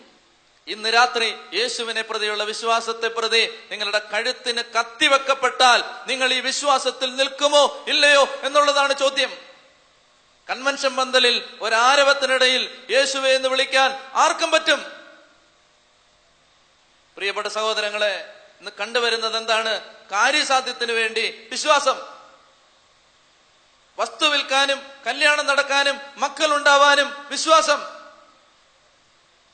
നിർണായക സന്ദർഭങ്ങളിൽ യേശുവിനെ തള്ളിപ്പറയാൻ ചെറുപ്പക്കാർക്ക് മടിയില്ല, പെൺകുട്ടികൾക്ക് മടിയില്ല, കുടുംബനാഥന്മാർക്ക് മടിയില്ല. യേശുക്രിസ്തുവിനെ ഏതൊരു നിസാര ലാഭത്തിന്റെയും പേരിൽ ചവിട്ടിത്തേച്ച് കടന്നു പോകാൻ വിശ്വാസിക്ക് മടിയില്ല. ചെത്തി പറഞ്ഞേ ഹല്ലേലൂയാ. ഹൃദയം തുറന്ന് ഹല്ലേലൂയാ, ഹല്ലേലൂയാ. പ്രിയപ്പെട്ട സഹോദരങ്ങളെ, ഞാൻ ഒരു കാര്യം കൂടി പറയുകയാണ്. ഇവിടെ ഈശോ ഫിലിപ്പോസിനോട് ചോദിക്കുകയാണ്, ഇത്രയും പേർക്ക് നമ്മൾ എങ്ങനെ ഭക്ഷണം കൊടുക്കും? ഈശോയ്ക്കറിയാം, ഞാൻ അതിലേക്ക് വരികയാണ്, ഈശോയ്ക്കറിയാം എന്തു ചെയ്യണമെന്ന്. ഞാൻ ഈ രാത്രിയിൽ നിങ്ങളോട് ചോദിക്കുകയാണ്, നിങ്ങൾ യഥാർത്ഥമായി യേശുവിൽ വിശ്വസിക്കുന്നോ? നിങ്ങൾ യഥാർത്ഥമായി യേശുവിൽ വിശ്വസിക്കുന്നോ ഇല്ലയോ എന്ന് നിങ്ങളുടെ മനസാക്ഷിയോട് നിങ്ങൾ ചോദിക്കണം. മറ്റേതെങ്കിലും ഒരു ആദർശത്തിന് വേണ്ടി വിശ്വസിക്കുന്നത് പോലെ ഒരു വിശ്വാസമാണോ എന്റെ വിശ്വാസം? കർത്താവിനറിയാം നിന്റെ വീടിനെ കുറിച്ച്, കർത്താവിന് എന്താണ് ചെയ്യേണ്ടതെന്ന് ദൈവത്തിനറിയാം. ദൈവത്തിനറിയാം. പ്രിയപ്പെട്ടവരെ, ഞാന് തിരുവനന്തപുരത്ത് ശുശ്രൂഷ ചെയ്യുമ്പോ ഏറ്റവും മുൻപില് 1ാമത്തെ സീറ്റിൽ ഇതുപോലൊരു വേദപുസ്തകം പിടിച്ച് ഒരു ചേച്ചി വന്നിരിക്കും. 1ാമത്തെ സീറ്റിൽ. എല്ലാ ശുശ്രൂഷയ്ക്കും അങ്ങനെയാണ്. ഒരു കൊല്ലത്തിനടുത്ത് അട്ടക്കുളങ്ങര എന്ന് പറയുന്ന ഒരു സ്ഥലത്ത് ജനിച്ചു വളർന്ന ക്രൈസ്തവ വിശ്വാസി അല്ലാതിരുന്ന ഒരു സ്ത്രീയാണ്. അവരുടെ ഭർത്താവ് മിലിറ്ററിയിലായിരുന്നു. അയാൾ മഞ്ഞപ്പിത്തം വന്ന് കരള് മുഴുവൻ ദ്രവിച്ച് മദ്യപാനത്തിന്റെ അടിമത്തം കൊണ്ട് ഒടുവില് മരണാസന്ന നിലയിൽ അയാളെ കൊണ്ടുവന്ന് ഇറക്കി കൊല്ലം റെയിൽവേ സ്റ്റേഷനിൽ. ആദ്യം മരിച്ചു എന്നാണ് ഫോൺ വിളിച്ച് പറഞ്ഞത്. പിന്നീട് മരിച്ചിട്ടില്ല, മരിക്കാറായ അവസ്ഥയിലാണെന്ന് പറഞ്ഞിട്ട് കൊല്ലത്ത് കൊണ്ടുവന്ന് ഇറക്കി. ഈ ഭാര്യ, അവരുടെ പേര് ശ്രീദേവി എന്നായിരുന്നു. ഈ ശ്രീദേവി 2 മക്കളെയും കൂട്ടിക്കൊണ്ട് ഭർത്താവിനെയും കൊണ്ട് വീട്ടിലേക്ക് വരികയാണ്. രോഗം മൂർച്ഛിച്ച ഭർത്താവിനെ വീട്ടിൽ അധിക ദിവസങ്ങൾ കിടത്താൻ പറ്റിയില്ല. വീണ്ടും ആശുപത്രി അഡ്മിറ്റ് ചെയ്തു. ഒടുവിൽ ആശുപത്രി കിടക്കുന്ന സമയത്താണ് അവരതിനു മുമ്പ് ഏതാണ്ട് 2-3 ആഴ്ചകൾക്ക് മുമ്പ് അവരുടെ വീടിന് തൊട്ടടുത്തുള്ള യാക്കോബായ സഭയിൽ ദൈവത്തെ ആരാധിക്കാൻ, കുടുംബമായി ദൈവത്തെ ആരാധിക്കുന്ന ഒരു സഹോദരി ഈ ശ്രീദേവിയോട് പറഞ്ഞു, ശ്രീദേവി, നീ ഇങ്ങനെ കിടന്ന് കഷ്ടപ്പെടുന്നത് കാണുമ്പോൾ എനിക്ക് സങ്കടമുണ്ട്, നീ പ്രാർത്ഥിക്ക്. ആ സഹോദരി പറഞ്ഞു, ഞാൻ ഒരുപാട് പ്രാർത്ഥിക്കുന്നുണ്ട്. അപ്പൊ ഈ ചേച്ചി ഇങ്ങനെ പറഞ്ഞു, നീ ഞങ്ങളുടെ പള്ളി വാ, ഞങ്ങളുടെ പള്ളി വന്ന് നീ യേശുവിനോട് പ്രാർത്ഥിക്ക്, യേശു നിന്നെ സഹായിക്കും. മുങ്ങാൻ തുടങ്ങുന്ന ഒരു വഞ്ചിക്ക് ഒരു കച്ചിത്തുരുമ്പ് കിട്ടിയ പ്രതീതിയായിരുന്നു ശ്രീദേവിക്ക്. ശ്രീദേവി പള്ളിയിലേക്ക് ചെന്നു. ഈ ഭർത്താവ് വരുന്നതിന് 2-3 ആഴ്ച മുമ്പാണത്. പള്ളിയിൽ ചെന്ന് പ്രാർത്ഥിച്ചപ്പോൾ ശ്രീദേവിക്ക് സമാധാനം കിട്ടിയപ്പോൾ അവർ വീണ്ടും പ്രാർത്ഥിക്കാൻ തുടങ്ങി. അങ്ങനെ പ്രാർത്ഥിച്ചുകൊണ്ടിരിക്കുമ്പോഴാണ് ഭർത്താവ് മരണാസന്ന നിലയിൽ വരുന്നത്. എല്ലാവരും പറഞ്ഞു, നീ പള്ളിയിൽ പോയതുകൊണ്ടാണ് ഭർത്താവിന് ഇങ്ങനെ വന്നതെന്ന് പറഞ്ഞു. വാടക വീട്ടിൽ നിന്ന് ഇവരെ ഇറക്കി വിട്ടു. വാടക വീട്ടിൽ നിന്ന് ഇറക്കി വിടപ്പെട്ട് തൊട്ടടുത്ത ഒരു വീട് അന്വേഷിച്ച് നടക്കുകയാണ് ഭർത്താവ് ആശുപത്രിയിൽ. ഒടുവിൽ ഭർത്താവിനെ ആശുപത്രിയിൽ അടയ്ക്കാനുള്ള പണം കൊടുത്ത് ഡിസ്ചാർജ് ചെയ്യാൻ നിവൃത്തിയില്ലാതെ ഈ സ്ത്രീ ആശുപത്രിയിൽ ഇരിക്കുന്ന സമയത്ത് അവർ കർത്താവിനോട്, യേശുവിനോട് പ്രാർത്ഥിച്ചു, യേശുവേ, ഞാൻ നിന്നെ വിളിച്ചതിന്റെ പേരിലാണ് ഇപ്പൊ എനിക്ക് വീട് പോലും ഇല്ലാതായിരിക്കുന്നത്. ഞാൻ എന്തു ചെയ്യും? ഞാൻ എന്താണ് ദൈവമേ ചെയ്യേണ്ടത് എന്ന് ചോദിച്ച് കരയുകയാണ്. കാരണം 3800 രൂപയും കണ്ട് അവർക്ക് അപ്പോൾ അടച്ചാൽ ആശുപത്രിയിൽ നിന്ന് ഇറങ്ങാം. ഡിസ്ചാർജ് വാങ്ങിക്കാൻ കാശില്ലാത്തത് കൊണ്ട് അവിടെ തന്നെ കിടക്കുകയാണ്. അപ്പോഴാണ് ആ പള്ളിയിൽ ഇവർ വരുന്ന സമയത്ത് ആ ദിവസങ്ങളിൽ ഒരു അച്ഛൻ മാറിപ്പോയിരുന്നു. ആ അച്ഛൻ ഇവർക്ക് രോഗാവസ്ഥയാണെന്ന് അറിഞ്ഞിട്ട് കാണാൻ വന്നതാണ്. അപ്പൊ ഈ അച്ഛൻ വിവാഹം കഴിച്ച അച്ഛനാണ്. അച്ഛന്റെ കയ്യില് വിവാഹ മോതിരമുണ്ട്. ഈ സ്ത്രീയുടെ കണ്ണുനീര് കണ്ടിട്ട് അച്ഛന്റെ കയ്യിലെ വിവാഹ മോതിരം ഊരി ഈ സ്ത്രീക്ക് കൊടുത്തിട്ട് പറഞ്ഞു, എന്റെ ഈ പണമൊന്നുമില്ല, എന്റെ വിലപിടിപ്പുള്ളതായിട്ട് ഇപ്പൊ ഇതേ ഉള്ളൂ, ഇത് കല്യാണ മോതിരാണ്, എങ്കിലും നിങ്ങളുടെ സങ്കടത്തെക്കാൾ വലുതല്ലല്ലോ ഒന്നും എന്ന് പറഞ്ഞിട്ട് ഇത് കൊടുത്തിട്ട് പറഞ്ഞത്, പണയം വെക്കുകയോ ചെയ്തോ, എന്നിട്ട് നിങ്ങൾ ഈ ആശുപത്രിയിൽ അടയ്ക്കാനുള്ള പണം അടച്ചോളാൻ പറഞ്ഞു. ഈ സ്ത്രീ എന്നോട് പറഞ്ഞ കാര്യങ്ങൾ ഞാൻ നിങ്ങളോട് പറയുകയാണ്. പ്രിയപ്പെട്ടവരെ, അങ്ങനെ അവിടെ നിന്ന് ഡിസ്ചാർജ് ചെയ്ത് വെളിയിലേക്ക് പോകുമ്പോൾ ഇവർക്ക് മനസ്സിലായി, യേശുവിനെ വിളിച്ചാൽ യേശു ആപത്ത് ഘട്ടത്തിൽ സഹായിക്കും. അവരുടെ വിശ്വാസം വളർന്നു. ഞാൻ ചുരുക്കി പറയാം, ചോര ഛർദ്ദിച്ച് വീട്ടിൽ കിടക്കുന്ന ഭർത്താവിനെ ചികിത്സയ്ക്ക് കൊണ്ടുപോകുമ്പോൾ നിവൃത്തിയില്ലാതെ കിടന്ന ഒരു രാത്രിയിൽ ആ സ്ത്രീ ഉപയോഗിച്ച വാക്ക് ഞാൻ പറയാം. അവരെന്നോട് ഇങ്ങനെ പറഞ്ഞു, അച്ഛാ, ഞാൻ മുഴങ്കാലിലിരുന്ന് കരഞ്ഞു എന്റെ കർത്താവിനോട്. ഞാൻ മുഴങ്കാലിലിരുന്ന് കരഞ്ഞു, എന്റെ ദൈവമേ, എന്റെ ഭർത്താവിനെ, ചോര ഛർദ്ദിച്ച് കിടക്കുന്ന ഭർത്താവിനെ ആശുപത്രി കൊണ്ടുപോകാൻ പോലും എന്റെ കയ്യിൽ 1 രൂപ പോലും എടുക്കാനില്ല എന്ന് പറഞ്ഞ ആ രാത്രിയിൽ അവർ കരയുമ്പോ ആ സ്ത്രീ എന്നോട് പറയുകയാണ്, അച്ഛാ, എവിടെ നിന്നോ ഒരു പ്രകാശം വന്ന് എന്റെ മുഖത്തടിച്ച് ഞാൻ ബോധം കെട്ട് വീണു. പ്രഭാതത്തിൽ വളരെ വൈകി ഇവർ ഉണരുമ്പോൾ ഭർത്താവ് കിടക്കയിൽ എഴുന്നേറ്റിരിക്കുകയാണ്. നീ എന്താ എഴുന്നേക്കാത്തത്? നിലത്ത് കിടക്കുന്ന ഭാര്യ അടിച്ചു, നീ എന്താ എഴുന്നേക്കാത്തതെന്ന് ചോദിച്ചിട്ടിരിക്കുകയാണ്. ഞാൻ ചുരുക്കി പറയാൻ പ്രിയപ്പെട്ടവരെ, തിരുവനന്തപുരത്ത് കല്ലമ്പള്ളി എന്ന് പറയുന്ന സ്ഥലത്ത് വലിയൊരു ഫ്ളാറ്റിൽ ഇന്ന് ഈ ശ്രീദേവി, മാമോദീസ മുങ്ങി എലിസബത്തായ ശ്രീദേവിയും അവരുടെ ഭർത്താവും അവരുടെ 2 മക്കളും, മൂത്ത മകളുടെ ഭർത്താവും കുഞ്ഞുമൊക്കെ ആയിട്ട് അവരവിടെ താമസിക്കുന്നുണ്ട്. അട്ടക്കുളങ്ങരയിൽ അവർക്ക് 2 നില വീടുണ്ടെന്ന് അവരെന്നോട് പറഞ്ഞു. ഈ തിരുവനന്തപുരത്ത് അവർ ഫ്ളാറ്റിൽ അവർ താമസിക്കുന്നു. ഇനി അവരുടെ മൂത്ത മകള് തിരുവനന്തപുരത്ത് സൗത്ത് ഇന്ത്യൻ ബാങ്കിന്റെ ഒരു ബ്രാഞ്ചിലെ മാനേജരാണ്. ഇളയ മകള് കോഴിക്കോട് നിന്ന് ഹൗസ് സർജൻസി കഴിഞ്ഞ് അവള് ഡോക്ടറാണ്. ഈ എലിസബത്ത് വേദപുസ്തകം പിടിച്ചുകൊണ്ട് ഇന്നും വന്ന് മുൻപിലിരിക്കും. ആ സ്ത്രീ, ഞാൻ പറയും, ദൈവം നിങ്ങളെ അനുഗ്രഹിക്കുമെന്ന് ഞാൻ പറഞ്ഞാൽ അവരിങ്ങനെ കൈ ഉയർത്തിയിട്ട് ഹല്ലേലൂയ എന്ന് ആ സ്ത്രീ ഉറക്കെ പറയും. കാരണം അവർക്കറിയാം ദൈവം അവരുടെ ജീവിതത്തിന്റെ സങ്കടങ്ങളിൽ അവരെ സഹായിച്ചിട്ടുണ്ട്. പ്രിയപ്പെട്ടവരെ, സങ്കീർത്തനം 34:10, സിംഹക്കുട്ടികൾ ഇരകിട്ടാതെ വിശന്ന് വലഞ്ഞേക്കാം, എന്നാൽ കർത്താവിനെ ആശ്രയിക്കുന്നവർക്ക് ഒന്നിനും കുറവുണ്ടാവുകയില്ല. സിംഹക്കുട്ടികൾ ഇരകിട്ടാതെ വിശന്ന് വലഞ്ഞേക്കാം, കർത്താവിനെ ആശ്രയിക്കുന്നവർക്ക് ഒന്നിനും കുറവുണ്ടാകും. പ്രിയപ്പെട്ടവരെ, ഞാൻ നിങ്ങളോട് പറയുന്നത്, വിശ്വാസം എന്ന് പറയുന്നത് നമ്മുടെ തലയ്ക്കകത്ത് കിടന്നാൽ പോരാ. ചെറിയ കാര്യത്തിന് വേണ്ടി കർത്താവിനെ തള്ളി പറയരുത്. ഏറ്റവും കൂടുതൽ അന്ധവിശ്വാസങ്ങളുള്ള കേരളത്തിലെ ജില്ലയാണ് പത്തനംതിട്ട ജില്ല. ഞാൻ 2-3 കൊല്ലം ഇവിടെ ഉണ്ടായിരുന്നു, എനിക്ക് കൃത്യമായിട്ട് അറിയാം. ലോകത്ത് ഏറ്റവും കൂടുതൽ അന്ധവിശ്വാസമുള്ള ജില്ലയാണ് പത്തനംതിട്ട ജില്ല.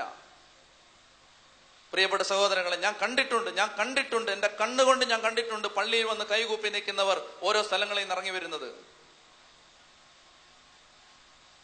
പ്രിയപ്പെട്ട സഹോദരങ്ങളെ, നിങ്ങൾ ആരിലാണ് വിശ്വസിക്കുന്നത്? ആരിലാണ് നിങ്ങളുടെ വിശ്വാസം? ഒരു ചെറിയ കാര്യത്തിൽ ഒരു തകർച്ച വരുമ്പോ, ഒരു കാലതാമസം വരുമ്പോ, പ്രാർത്ഥിച്ച കാര്യം നടക്കാതാവുമ്പോ, ദൈവത്തെ അലറിക്കൂവി വിളിച്ചു കഴിഞ്ഞിട്ട് നിങ്ങൾ വിചാരിച്ച സമയത്ത് കാര്യം നടക്കാതെ വരുമ്പോൾ, എവിടെയെങ്കിലും ദൈവത്തെ ഇട്ടിട്ട് അല്പ ആനുകൂല്യം കിട്ടുന്ന സ്ഥലത്തേക്ക് ഓടിപ്പോകുന്ന വിശ്വാസി, നിന്റെ വിശ്വാസം ശരിയായ വിശ്വാസമാണോ? ഉച്ചത്തിൽ പറഞ്ഞേ ഹല്ലേലൂയാ. ഹൃദയം തുറന്ന് ഹല്ലേലൂയാ, ഉച്ചത്തിൽ ഹല്ലേലൂയാ. പ്രിയപ്പെട്ടവരെ, കർത്താവ് ഫിലിപ്പോസിനോട് ചോദിക്കുകയാണ്, നമ്മൾ എന്ത് ചെയ്യും? പ്രിയപ്പെട്ടവരെ, ഇവിടെ 2 പേര് അതോടെ പറഞ്ഞിട്ട് നമുക്ക് ആരാധനയ്ക്ക് കയറാം. 2 പേരെ വചനം പരിചയപ്പെടുത്തുകയാണ്. ഒന്ന് ഫിലിപ്പോസ്, 2 അന്ത്രയോസ്.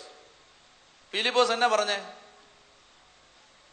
200 ദനാറയ്ക്കുള്ള അപ്പം വാങ്ങിയാ പോലും കുറച്ച് വെച്ച് കൊടുക്കാൻ പോലും തികയില്ല.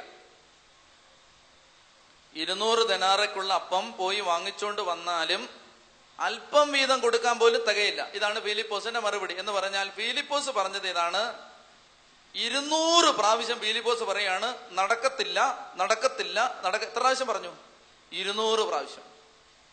200 ദനാറയ്ക്കുള്ള അപ്പം വാങ്ങിയാലും ഇത് നടക്കത്തില്ല, കൊടുക്കാൻ തികയില്ല. ഇതാണ് ഒരു വശം. ഇനി അന്ത്രയോസ് എന്നാ പറഞ്ഞു? അന്ത്രയോസ് പറയുകയാണ്, അന്ത്രയോസ് ക്രിസ്ത്യൻ ധ്യാനം നടത്തിയിരുന്ന ചേട്ടനാണ്. സൺഡേ സ്കൂൾ അധ്യാപകനായിരുന്നിരിക്കണം. പിള്ളേരുടെ ഇടയിലാണ് ശുശ്രൂഷ ചെയ്തിരുന്നത്. അതുകൊണ്ട് ഇങ്ങനെ കൊച്ചുങ്ങളെയൊക്കെ അച്ചടക്കത്തോടെ നിൽക്കുന്ന സമയത്ത് അന്ത്രയോസ് കണ്ടു ഒരു പയ്യന്റെ ബാഗിനകത്ത് 5 അപ്പവും 2 മീനും. അപ്പൊ യേശുവിന്റെ കൂടെ നടക്കുന്ന ആളുകൾക്കെല്ലാം പട്ടിണിയായിരുന്നു. അത് അന്നും അങ്ങനെയാണ്, ഇന്നും അങ്ങനെയാണ്. അപ്പോ ഇങ്ങനെ കർത്താവിന്റെ കൂടെ നടക്കുന്ന ആളുകൾക്കൊക്കെ പട്ടിണിയാണ്. അപ്പൊ അതുകൊണ്ട് ഈ അന്ത്രയോസിനൊക്കെ നല്ലതുപോലെ വിശന്നിരിക്കുന്ന സമയത്താണ്, വിശന്നിരിക്കുന്നവന്റെ കണ്ണ് ഓട്ടോമാറ്റിക്കായിട്ട് അപ്പത്തിൽ ചെന്ന് മുട്ടും, ഇല്ലേ? അങ്ങനെയാണത്. അതുകൊണ്ട് അന്ത്രയോസ് കുട്ടികളെ അച്ചടക്കത്തോടെ നിർത്തുന്നതിനിടയിൽ ഈ 5 അപ്പവും 2 മീനും കണ്ടുപിടിച്ചു. നിങ്ങൾ ശ്രദ്ധിച്ച് കേൾക്കണം, 2 ആറ്റിറ്റ്യൂഡാണിത്. ഒന്ന് ഫിലിപ്പോസ് പറയാണ് 200 ദനാറയ്ക്ക് അപ്പം വാങ്ങിയാലും നടക്കത്തില്ല. അന്ത്രയോസ് പറയാണ്, കർത്താവേ 5 അപ്പവും 2 മീനും കൊണ്ട് വല്ലതും നടക്കുവോ? ഇതാണ് നിങ്ങളുടെ വീട്ടിലുമുണ്ട് ഈ 2 ആളുകൾ. ചില ആളുകൾക്ക് ഇങ്ങനെ ഒരു ചിന്തയുണ്ട്, ഇത് നടക്കാൻ പോണില്ല. ചില പള്ളിയിലുമുണ്ട് അങ്ങനെയുള്ള ആളുകൾ. എന്ത് പറഞ്ഞാലും ഇത് നടക്കത്തില്ല. എല്ലാ കൂട്ടത്തിലുമുണ്ട് പ്രിയപ്പെട്ടവരെ ഫിലിപ്പോസിന്റെ ആത്മാവ് ബാധിച്ച ആളുകൾ. ഇത് നടക്കില്ല, ഇത് ശരിയാവില്ല. പ്രിയപ്പെട്ട സഹോദരങ്ങളെ, മത്തായിയുടെ സുവിശേഷത്തിൽ കർത്താവ് പറയുകയാണ് 13-ാം അധ്യായത്തിൽ, നിന്റെ വാക്കുകളാൽ നീ നീതീകരിക്കപ്പെടും, നിന്റെ വാക്കുകളാൽ നീ കുറ്റം വിധിക്കപ്പെടും. നേരമില്ല, ഞാൻ വിശദീകരിക്കുന്നില്ല. നമ്മുടെ വായിൽ നിന്ന് വരുന്നത് നോയാണോ യെസ് ആണോ? കർത്താവ് ഇത് ചെയ്തു തരും.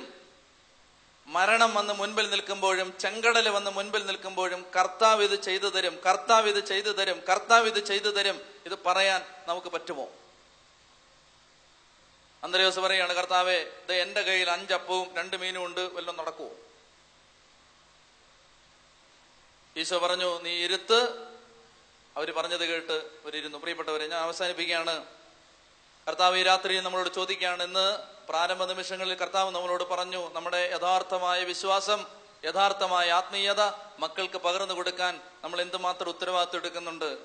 2ാമത്തെ ഭാഗത്ത് കർത്താവ് സൂചിപ്പിക്കുന്നത് ഇതാണ്: നമ്മൾ യഥാർത്ഥത്തിൽ വിശ്വസിക്കുന്നുണ്ടോ? എനിക്ക് ഈ ധ്യാനത്തിൽ ഒറ്റ കാര്യം നിങ്ങളോട് പറയാനുള്ളൂ. നിങ്ങൾ ലൂക്കാ 17:5 പ്രാർത്ഥിക്കണം. കർത്താവേ എനിക്ക് വിശ്വാസം തരണമേ, കർത്താവെ ഞങ്ങളുടെ വിശ്വാസം വർദ്ധിപ്പിക്കണമേ. കാരണം എന്റെ മനസ്സിൽ ഇപ്പോഴൊരു ബോധ്യമുണ്ട്, എല്ലാ പാപത്തിന്റെ അടിയിൽ കിടക്കുന്നത് അവിശ്വാസമാണ്. എന്റെ മനസ്സിൽ ഇപ്പോൾ ശക്തമായ ബോധ്യമുണ്ട്, സകല പാപത്തിന്റെ അടിയിൽ കിടക്കുന്നത് അവിശ്വാസമാണ്. എല്ലാ തിന്മയുടെ അടിയിൽ കിടക്കുന്നത് അവിശ്വാസമാണ്. വിശ്വാസം ഉണ്ടെന്ന് വെറുതെ പറയുന്നതേ ഉള്ളൂ, ഒരു തരിമ്പ് വിശ്വാസമില്ല. പ്രിയപ്പെട്ട സഹോദരങ്ങൾ, അതുകൊണ്ട് ഈ രാത്രിയിൽ നമുക്ക് കർത്താവിനോട് പ്രാർത്ഥിക്കാം. കർത്താവെ എനിക്ക് വിശ്വാസം തരണേ. കർത്താവെ, വിശ്വാസമുണ്ടെങ്കിൽ വിശ്വാസം മക്കളെ പഠിപ്പിക്കും. വിശ്വാസത്തിന് വിലയുണ്ടെന്ന് കണ്ടാൽ വിശ്വാസം മക്കളെ പഠിപ്പിക്കും. വിശ്വാസത്തിന് വിലയില്ലാത്തെന്ന് തോന്നിയത് കൊണ്ടല്ലേ മക്കളത് പഠിക്കണ്ടെന്ന് നമ്മൾ വിചാരിച്ചത്. ഈ ആരാധനയുടെ സമയത്ത് ദൈവത്തിന്റെ കരങ്ങളിൽ നമ്മുടെ ജീവിതത്തെ പൂർണ്ണമായി നമുക്ക് കൊടുക്കാം. വിശ്വാസത്തോടെ നമുക്ക് പ്രാർത്ഥിക്കാം. നിങ്ങളൊരു അസാധ്യതയുടെ ചെങ്കടലിന് മുമ്പിലായിരിക്കും. നിങ്ങൾ മരുഭൂമിയുടെ പൊള്ളുന്ന ചൂടിലായിരിക്കും. എല്ലാ വഴികളും അടഞ്ഞ അവസ്ഥയിലായിരിക്കും. കർത്താവ് നിങ്ങൾക്ക് വേണ്ടി അത്ഭുതങ്ങൾ ചെയ്യും. ദൈവം നമുക്ക് വേണ്ടി കരം നീട്ടും. ദൈവം നമ്മുടെ ജീവിതത്തിന്റെ ആപത്തുകളിൽ ഇടപെടും. അനർത്ഥങ്ങളിൽ ദൈവം കരം നീട്ടി നമ്മളെ അനുഗ്രഹിക്കും. കർത്താവ് ജീവിതത്തിന്റെ സങ്കടങ്ങളിൽ ഇടപെടും. എത്രയോ സന്ദർഭങ്ങളിൽ നമ്മളത് അനുഭവിച്ചതാണ്. ഈ രാത്രിയിൽ നമുക്ക് വിശ്വസിക്കണം. യഥാർത്ഥമായ വിശ്വാസം, സ്തോത്രകാഴ്ച എടുത്തുകൊള്ളുക. യഥാർത്ഥമായ വിശ്വാസം നിറയാൻ നമുക്ക് ആഗ്രഹിക്കാം. ഈ ആരാധനയുടെ സമയത്ത് പ്രിയപ്പെട്ടവരെ, വലിയ അഭിഷേകങ്ങൾ കർത്താവ് അയക്കും. രോഗപീഠകളുടെ മേൽ ദൈവത്തിന്റെ ശക്തി കടന്നു വരും. അടഞ്ഞ വഴികൾ ദൈവം തുറക്കും. ജീവിതത്തിന്റെ മരുഭൂമി അനുഭവങ്ങളിലേക്ക് മഴയായി അവിടുന്ന് പെയ്യും. സമാധാനമില്ലാത്ത കുടുംബങ്ങളെ സന്ദർശിക്കും. മക്കളെ ഓർത്ത് ഭാരപ്പെടുന്ന അനേകര് നിശ്ചയമായും ഇതിനകത്തുണ്ട്. കർത്താവ് നിങ്ങളുടെ ജീവിതത്തിൽ ഇടപെടും. നമുക്ക് ആരാധനയ്ക്ക് വേണ്ടി ഒരുങ്ങാം.